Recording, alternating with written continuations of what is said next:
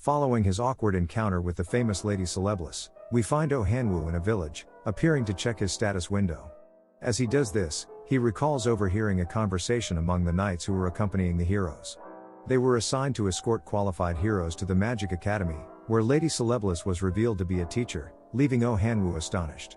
Returning to the present, MANHWA realizes that his past decision to abandon his hero role prevents him from entering the Magic Academy. Despite this, he can't help but envision a fantasy scenario of himself as a hero at the academy, romantically involved with Lady Celeblis. Lost in this daydream, he lets out a relieved blush. Snapping back to reality, he ponders how to gain entry to the academy. One of the watching gods suggests that he simply needs to regain his hero status. Encouraged by this advice, MANHWA decides to revert to being a warrior in order to pursue his goal of attending the Magic Academy.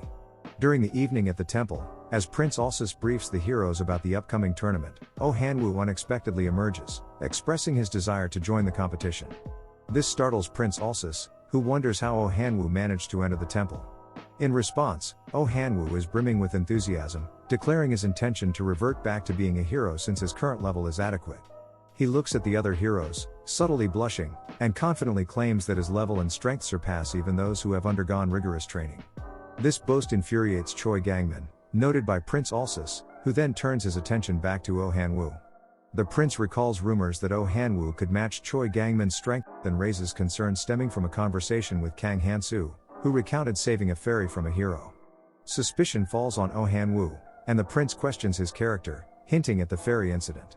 Shocked, MANHWA inquires how the prince is aware of this, mistakenly thinking it's about his conversation with Lady Celeblis. He quickly clarifies, explaining that the incident was a misunderstanding and he was merely trying to assist the fairy.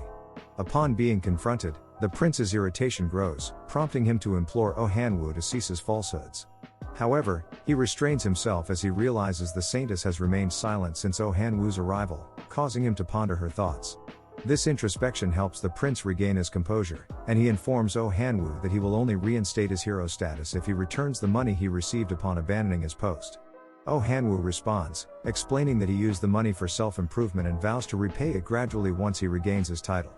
The prince's gaze turns menacing, and he releases an aura around his hands, cautioning MANHWA not to be too hasty, expressing his desire to witness MANHWA's growth since leaving the temple. As the other heroes watch in astonishment, MANHWA accepts the prince's challenge, confidently asserting that the prince will be pleasantly surprised by his progress in recent days. In response, MANHWA conjured a fiery sphere around his arms, preparing to strike the prince. Yet, in a swift motion, the prince effortlessly knocked MANHWA to the ground, leaving the onlooking heroes wondering if MANHWA had survived the powerful blow. Fortunately, MANHWA endured the prince's attack, thanks to a newly acquired blessing from the duel called Survival, which significantly boosted his chances of survival in any situation. Appearing greatly relieved to have released his frustration on MANHWA, the prince wore a triumphant smile and addressed the heroes, declaring that it marked their final confirmation for those willing to partake in the heroes tournament, prompting participants to raise their hands. However, just before the heroes could make their decisions, the prince informed them that unlike their previous hunts where the saintess provided healing, no such aid would be available in the tournament. Hearing this, some heroes hesitated, concerned about their safety, and chose not to raise their hands, while others enthusiastically raised theirs in readiness for the tournament. Observing the varying responses, the prince encouraged those hesitant to reconsider, but his attempt at persuasion was promptly halted by the saintess. She intervened, urging him not to sway the heroes' choices and emphasizing the importance of respecting their decisions. In response, the saintess made a declaration, urging all the heroes who declined participation in the tournament to return to the dormitory and prepare their belongings. This left the hesitant heroes perplexed, questioning the sudden directive to pack their luggage. The saintess clarified that their intention was to wholeheartedly support heroes brimming with courage and determination. The tournament served as a means of selecting those heroes to be sponsored. Upon comprehending this, some of the heroes who initially hesitated raised their hands, signaling their intent to participate. Expressing a disbelieving sigh, the saintess responded, stating that genuine heroes must possess true courage, implying that those seeking only personal gain were akin to mercenaries. The heroes who initially declined attempted to justify their standpoint, citing the pragmatic view of reality. The saintess swiftly retorted that they had no use for heroes who shied away from challenges and avoided confrontations. Growing increasingly annoyed, the heroes who had chosen not to partake in the tournament reluctantly obeyed the saintess's order, retreating to their dormitory to pack their belongings and ultimately be expelled from the temple. Amidst this, the remaining heroes who were committed to the tournament received congratulations from their fellow hero. The Saintess noted that the recent events constituted the first round of the tournament, and all had valiantly passed the test. The Saintess conveyed her well wishes for the upcoming main event of the tournament, expressing hope for their success. The scene shifts to Kang Hansu, who carries Diaroka on his back as they make their way back to the slave city. Amidst this journey, Kang Hansu reminisces about Cogmos, who had left them earlier, expressing his determination to become a formidable demon suitable for Diaroka. As Kang Hansu navigates the city, the outsider god observes his behavior, noting that it doesn't resemble that of an outsider. The god suggests that Kang Hansu abandon Diaroka. In response, Kang Hansu calmly explains to the outsider god that Diaroka serves as his translator, alleviating any concerns. Upon learning this, the outsider god becomes visibly uneasy. After venting his discomfort for a brief period, the outsider god departs, leaving Kang Hansu perplexed and astonished. The scene transitions once more, revealing the outsider god peering into the temple, observing the ongoing events. While roaming the temple grounds, the outsider god comes across a notice board detailing the Heroes Tournament, which offers the winners a chance to attend the Hogwarts Magic Academy. Upon encountering this information, an exciting idea forms in the outsider god's mind, leaving him filled with anticipation. The scene transitions back to Kang Hansu, who appears to be in an inn. After acquiring his room, Kang Hansu gently places the weary Diaroka, whom he had been carrying, onto the bed. He proceeds to examine his status window, relieved to find that his outsider blessing remains intact, confirming that the outsider god hasn't abandoned him. Lost in thought, an employee enters the room, speaking to Kang Hansu in a language he can't comprehend. Suddenly, the employee's expression transforms into one of sheer terror as she gazes at Kang Hansu, who, from her perspective, resembles a demon. Swiftly, the employee retreats, apologizing for any disruption, leaving Kang Hansu initially taken aback. Soon, he comprehends that her reaction is a result of his massacre curse, causing him to chuckle softly. Without delay, Kang Hansu approaches the window and notes that the current nighttime is optimal for the group of thieves who had previously attacked him to be active. With this realization, he decides it's the right moment to seek revenge against them. Suddenly, the outsider god stealthily reappears before Kang Hansu, catching him off guard as he realizes the god's return is much earlier than anticipated. The outsider god then boasts that his short excursion was a solitary adventure and demands Kang Hansu's praise, which Kang Hansu promptly provides. Seizing the moment, Kang Hansu invites the outsider god to accompany him somewhere. The outsider god questions if Kang Hansu is abandoning Diaroka at last, to which Kang Hansu clarifies that he plans to confront the thieves who previously attacked them.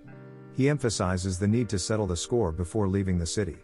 Curious about Kang Hansu's post-thieves plans, the outsider god inquires where he intends to go next. Kang Hansu admits his uncertainty. This prompts the outsider god to encourage Kang Hansu to consider attending the academy. Kang Hansu's expression conveys a sense of distaste for the idea of an academy. Undeterred, Kang Hansu tells the outsider god that he will contemplate the matter after the god assists him. In response, the outsider god playfully rolls on the ground and pesters Kang Hansu to promise he'll consider attending the academy after dealing with the thieves. Unable to withstand the god's persistence, Kang Hansu relents and mentions he'll think about it positively once the outsider god provides his help. Curious about the nature of Kang Hansu's request, the outsider god inquires what kind of assistance he requires. Kang Hansu responds by suggesting that, just as one needs bait to catch a fish, he requires something enticing to achieve his goal. In the late hours of the night, Kang Hansu is depicted purchasing a new group of slaves, aided by the outsider god who serves as his translator. The outsider god inquires about Kang Hansu's intentions with the acquired slaves. Kang Hansu reassures the god, urging him not to worry as they all have their uses. As Kang Hansu surveys the slaves he has acquired, he recognizes that there's a magician's daughter and a knight's son among them. He remarks on the surprisingly low cost of acquiring such individuals given their backgrounds. The outsider god then asserts that outer appearances hold little significance, emphasizing the importance of inner qualities, a sentiment to which Kang Hansu concurs. Suddenly, Kang Hansu notices something amiss, and an arrow is swiftly fired in his direction. Reacting with agility, he blocks the incoming projectile. Believing they've landed a successful hit, the thieves are initially excited. However, they're stunned to witness Kang Hansu seemingly unharmed. The leader of the thieves steps forward, and Kang Hansu, assessing the situation, realizes that he's surrounded by a multitude of assailants. This elicits an excited chuckle from Kang Hansu. The leader descends to confront Kang Hansu, who readies himself for the impending encounter. Amidst this tension, the outsider god interjects, asking Kang Hansu if he is now ready to consider attending the academy. Kang Hansu swiftly responds with urgency, indicating that he's currently about to engage in a confrontation with the thieves and will address the matter later. Dissatisfied, the outsider god pouts and remarks that Kang Hansu isn't dispatching the thieves quickly enough. Undeterred, Kang Hansu charges at the leader of the thieves with full force, asserting that he intends to conclude the confrontation swiftly. Motivated, Kang Hansu's first target becomes the lowly thieves, whom he systematically eliminates using his bare hands. The outsider god becomes exhilarated, encouraging Kang Hansu to accelerate the slaughter. Kang Hansu then confronts the thieves' leader, acknowledging the leader's wise decision not to flee. Kang Hansu advances toward the boss of the thieves, his expression appearing foreboding, assuring him that he won't deliver a fatal blow. Fearful of Kang Hansu, the thief leader attempts to escape for his life, but Kang Hansu swiftly thwarts his escape, delivering a powerful kick that shatters the boss's spine, rendering him immobile.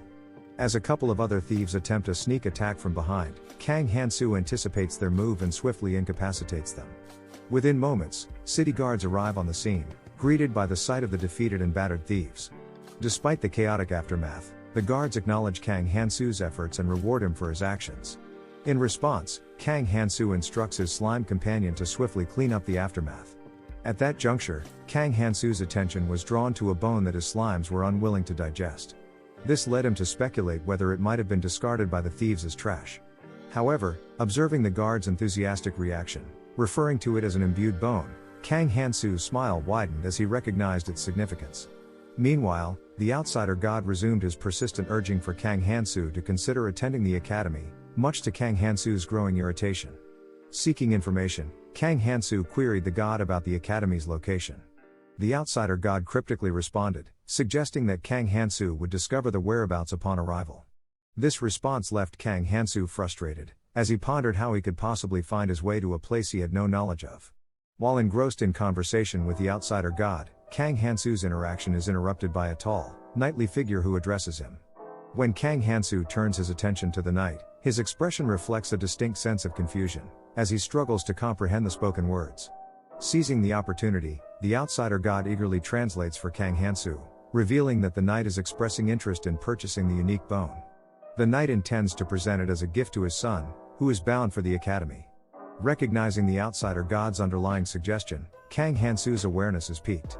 He shifts his focus to the knight and surprises him by declining any monetary compensation for the special bone. Instead, Kang Hansu expresses his desire to gain admission to the academy. Startled, the knight enters a contemplative state, while the outsider god excitedly circles around him, hoping for a favorable response. After deliberation, the knight ultimately rejects Kang Hansu's proposal. This outcome leaves the outsider god perturbed, prompting him to stomp his foot in frustration. Upon learning of the knight's refusal, Kang Hansu contemplates presenting a new proposal. However, his thoughts are abruptly interrupted as Diaroka materializes behind him. Her sudden appearance startles Kang Hansu, and he questions how she managed to get there. Diaroka explains that she couldn't bear the idea of Kang Hansu venturing alone while she was injured. She embraces him, prompting Kang Hansu's annoyance as he questions her actions aloud. In the midst of this scene, the tall knight discerns Diaroka's demonic nature, evident from her horn. He cautiously positions his hand on his sword, prepared to unsheath it if necessary. This development surprises Kang Hansu, who appears taken aback. With Diaroka in close proximity, Kang Hansu implores her to translate the knight's words. Diaroka initiates a conversation with the knight, who queries whether she is a slave. In response, Diaroka asserts that she wouldn't move around a human city so defenselessly if she were not. As Diaroka and the knight exchange words, the outsider god urges Kang Hansu to renegotiate with the knight, facilitating his academy admission. Kang Hansu responds, urging the outsider god to remain composed and assuring him that he will address the matter momentarily. Impatient, the outsider god swiftly formulates a new plan and departs abruptly, leaving Kang Hansu taken aback by the sudden departure. Faced with this unexpected turn of events, Kang Hansu addresses the knight once more in an attempt to renegotiate his academy admission. However, his efforts are met with refusal from the knight, much to Kang Hansu's growing frustration. Amid their conversation, a sudden, immense rumbling sensation rocks the surroundings, leaving all present shocked and bewildered. Kang Hansu's irritation prompts him to demand an explanation for the disturbance. Amidst the confusion, a night guard gestures towards a direction, compelling everyone to turn and witness an astonishing sight: a dragon soaring through the city's skies. The dragon's imposing presence is accompanied by a chilling declaration, in which it claims to have returned after defying death, vowing destruction upon the city and the female hero who had previously defeated it. Yet, the dragon's ominous proclamation takes an unexpected turn as it suddenly realizes it has been reduced to a mere level 1, leaving it baffled and bewildered. From a distance, the outsider god observes this spectacle, prompting Kang Hansu to come to a realization. He understands that the unfolding events are orchestrated by the outsider god himself. At the sight of the dragon, a wave of panic ripples through the city's inhabitants, prompting them to scramble and flee for their lives. The dragon descends to the ground, and as Kang Hansu watches, he notices Diaroka's lack of concern. Inquisitive, he questions her about her composed demeanor, and Diaroka responds, explaining that while she may not be able to overpower the dragon, she can swiftly escape whenever necessary. As the dragon lands, it raises a perplexed query, pondering who might have tampered with its body and reverted its level to 1. Growing increasingly furious, the dragon speculates that the hero might be responsible. Consumed by anger, the dragon conjures a massive fireball, which it unleashes, engulfing the entire city. Despite its diminished level, the dragon boasts its capability to challenge the hero. In response, the knight promptly departs to confront the dragon, bidding farewell to Kang Hansu and expressing the intention to meet again. As the knight leaves, the outsider god engages Kang Hansu, expressing its contentment at having work after an extended period. The outsider god urges Kang Hansu to swiftly defeat the dragon, encouraging him to display his remarkable skills before the departing knight. Upon comprehending the outsider god's plan, Kang Hansu grasped its intent. Swiftly, he unsheathed his holy sword, a sight that left Diaroka astounded as she immediately recognized the weapon.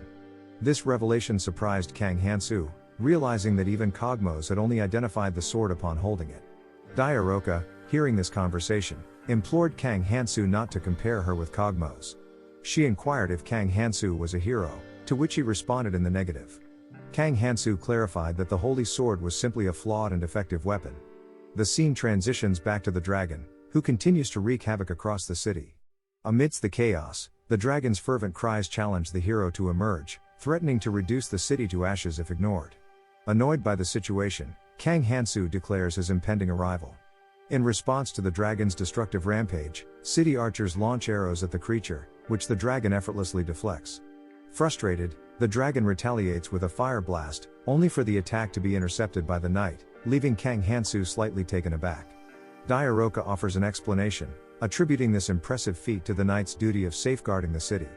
Upon hearing the explanation, a smile of realization graced Kang Hansu's lips as he recognized that knights might not possess the formidable strength Cogmos had once touted. Diaroka chimed in, noting that she herself could effortlessly parry the dragon's attacks, given that the dragon's level had been diminished to a mere 1. Fueled by excitement, Kang Hansu climbed to a rooftop, keenly observing the intense confrontation between the dragon and the knight. Amidst their clash, the dragon discerned that he was actively leveling up through its combat, fueling his enthusiasm as he realized he could soon regain his former level. As Kang Hansu continued to observe from his vantage point, the outsider god implored him to swiftly defeat the dragon before it could amass more power. Kang Hansu affirmed his determination to comply. While Kang Hansu remained perched on the rooftop, Diaroka ascended to join him, questioning his solitary presence. Kang Hansu matter-of-factly revealed that he was conversing with the individual responsible for resurrecting the dragon, leaving Diaroka puzzled. Meanwhile, as the dragon's rampage persisted, Kang Hansu instructed Diaroka to divert the dragon's attention, explaining his need to make necessary preparations. In response, Diaroka took flight towards the dragon, whose excitement surged upon spotting a level 27 demon. He anticipated adding her experience points to his own. Diaroka, however, vehemently expressed her refusal to become a mere experience point for the dragon. She swiftly launched a potent attack, piercing the dragon's wings, much to his chagrin. The dragon's irritation intensified, prompting him to envelop his form in a seething red, flaming aura that gradually overwhelmed Diaroka. In the midst of this engagement, the outsider god pestered Kang Hansu with questions, inquiring about his actions. Kang Hansu implored the outsider god to remain silent for a brief moment, clarifying that he was preparing for something. To Kang Hansu's surprise, the outsider god complied, and after a few minutes of focused preparation, Kang Hansu's body became enveloped in a powerful aura. With this newfound energy, Kang Hansu charged toward the dragon's position. He instructed Diaroka, who was struggling to hold her ground against the dragon, to step aside. As she complied, Kang Hansu executed a fluid and precise strike, cleanly severing the dragon's neck. The sight left onlookers astonished and shocked, while Kang Hansu's smile of exhilaration hinted at his triumphant accomplishment.